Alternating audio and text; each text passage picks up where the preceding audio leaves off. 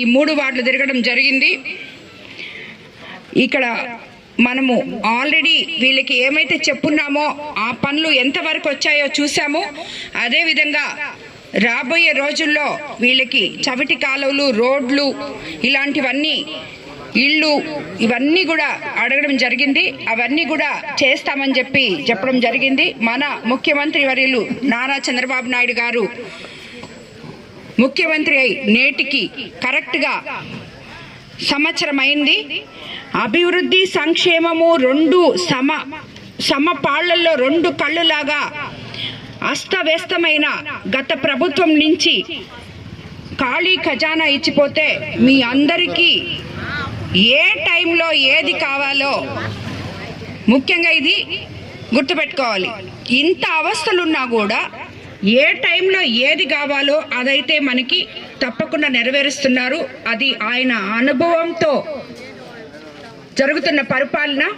అదేవిధంగా ఈరోజు ఎవరికైతే హెల్త్ ఇష్యూస్ ఉన్నాయో మానవతా దృక్పథంతో సీఎం రిలీఫ్ ఫండ్స్ ఏ కాన్స్టిట్యున్సీకి పట్టినా 3 కోట్లు 4 కోట్లు ఎక్కువ ఇచ్చున్నారు. ఈ 12 నెలల్లోనే 1వ తేదీ నుంచి పెన్షన్ 4000.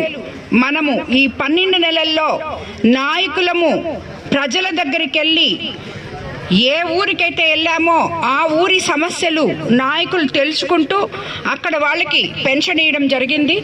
ప్రజలకి, నాయకులకి, అదేవిధంగా ఎమ్మెల్యేలకి అవినాభావ సంబంధం పెరిగింది. అందుకని ఈరోజు ఏ ఊర్లో ఏ సమస్యలు ఉన్నాయో కూడా ప్రతి ఎమ్మెల్యేకి తెలుసు.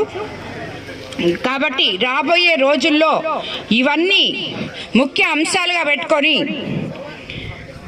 ప్రతి ఒక్కరికి నాయకులు అందుబాటులో ఉంటూ వాళ్ళ సమస్యలు తీర్చాలి అని చెప్పి మాకు అధినాయకత్వం నుంచి చంద్రబాబు నాయుడు గారు ఆదేశించడం జరిగింది. మేము కూడా అదే చేస్తున్నాము. ముఖ్యంగా ఈ సంవత్సరం రోజుల్లో మనం ఇచ్చిన సూపర్ 6 పథకాల్లో అయితే మొట్టమొదటిది 4000 పెన్షను, దివ్యాంగులకి 6000 చేస్తాం. అలాగే డిసేబుల్డ్ పర్సన్స్కి 15,000 చేస్తాం. ఎవరైతే బాగలేరో వాళ్ళకి సీఎం రిలీఫ్ ఫండ్స్ ఇచ్చాం. అదేవిధంగా దీపం 2 పథకం కింద 3 సిలిండర్లు ఇచ్చాం. మత్స్యకార భరోసా ఇవ్వడం జరిగింది. అదేవిధంగా మనకి రాబోయే రోజుల్లో already DSC, mega DSC open చేయడం జరిగింది. అందరికీ ఉద్యోగాలు రాబోతున్నాయి. రేపు స్కూళ్ళు తీసే టైంకి మనకి తల్లికి వందనం ఇవ్వబోతున్నారు. నారు పోసుకునే టైంకి అన్నదాత సుఖీభవ ఇవ్వబోతున్నారు. అదేవిధంగా ఆగస్టు 15 నుంచి మహిళలకు ఉచిత బస్సు అందజేయబోతున్నారు. ఈ రకంగా మనం ప్రతి ఒక్కటి చేసుకుంటూ ముందుకెళ్తున్నాం. ఇంతకు ముందు కూడా మనం అనుకున్న విధంగా ఎక్కడ కూడా రాజీ పడకుండా ముఖ్యమంత్రి గారు అదేవిధంగా ఎన్నో గుంతల రోడ్లు మన పంచాయతీరాజ్ మినిస్టర్ పవన్ కళ్యాణ్ ఆధ్వర్యంలో ఎన్నో గుంతల రోడ్లు పూడ్చుకోవడం జరిగింది. అది ఒకరు చెప్పాల్సిన అవసరం లేదు. ప్రతి నాయకుడికి ఆఖరాకి ఇక్కడ తిరిగే వైఎస్ఆర్సీపీ నాయకుడికి కూడా తెలుసు ఇంతకుముందు ఎక్కడ పడిపోతున్నాడో, ఇప్పుడు ఎక్కడ సరిగ్గా నడుస్తున్నాడో, ఎక్కడ సరిగ్గా పోగలుగుతున్నాడో వాళ్ళకు కూడా తెలుసు. వాళ్ళ ఆత్మసాక్షికి తెలుసు. కాబట్టి ఇలాంటివి ఎన్నో కార్యక్రమాలు ప్రజల కోసం, పేద ప్రజల కోసం అనే కాన్సెప్ట్తో అన్నా క్యాంటీన్లు 200 దాకా ఓపెన్ చేశాం. ప్రతి ఒక్క పేదవాడు 5 రూపాయలకి అన్నం తినగలుగుతున్నాడు. ఈరోజు ఎక్కడికి వెళ్ళినా 5 రూపాయలు ఇస్తే బ్రహ్మాండమైన భోజనం చేయగలుగుతున్నారు.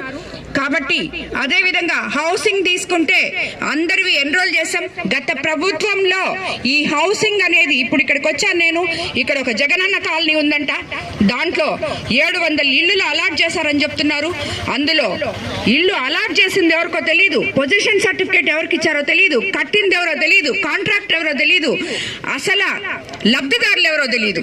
వాళ్ళు ఈరోజు మళ్ళీ తిరిగి వస్తున్నారు. వాళ్ళని అన్యాయం చేసి వాళ్ళ పేర్లతో రాసి మీరు అమ్ముకున్నారు.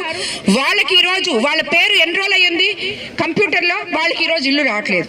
ఇది మీరు గత ప్రభుత్వంలో చేసి మళ్ళీ ఇప్పుడు వెన్నుపోటు దినం అంట వీళ్ళ ఇంకే దానికి ఏం పేరు పెట్టాలో మనకు తెలియదు. ఇక్కడ ఉన్న ప్రతి నాయకుడు వెన్నుపోటు నాయకుడే.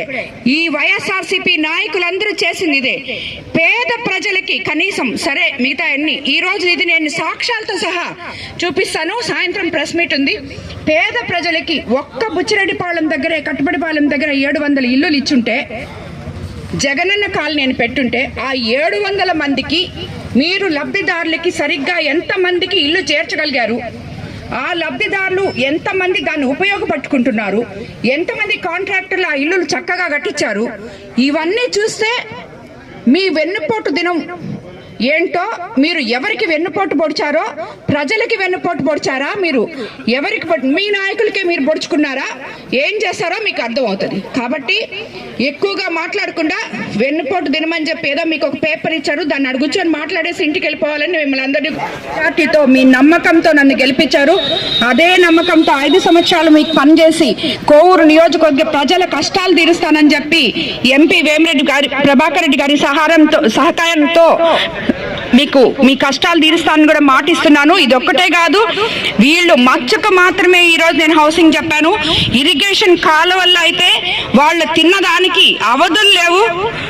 అదేవిధంగా ప్రతి ఒక్క దాంట్లో రోడ్లు అయితేనేమి, ఎక్కడ రోడ్లు వేశారో, ఎక్కడ ఇరిగేషన్ కాలువలు ఉన్నాయో, ఎక్కడ ప్రభుత్వ భూములు ఆక్యుపై చేశారో మొత్తం కూడా బయటికి తీసుకొని వస్తాము. ఇప్పటిదాకా పోనీలే పాప వీళ్ళు ఏదో చేసేసారు, తప్పులు చేశారు అని ఇప్పుడు దాకా అనుకుంటే ఈ రోజు మళ్ళీ వెన్నుపోటు దినం ఒకటి ఎత్తుకొని వచ్చారు. కాబట్టి వీళ్ళు ఎవరికి వెన్నుపోటు పొడిచారో అది ప్రజలకి తప్పకుండా తీసి చూపిస్తామని కోవూరు నియోజకవర్గంలో ఈ రోజు మీకు అందరికీ తెలియజేసుకోండి.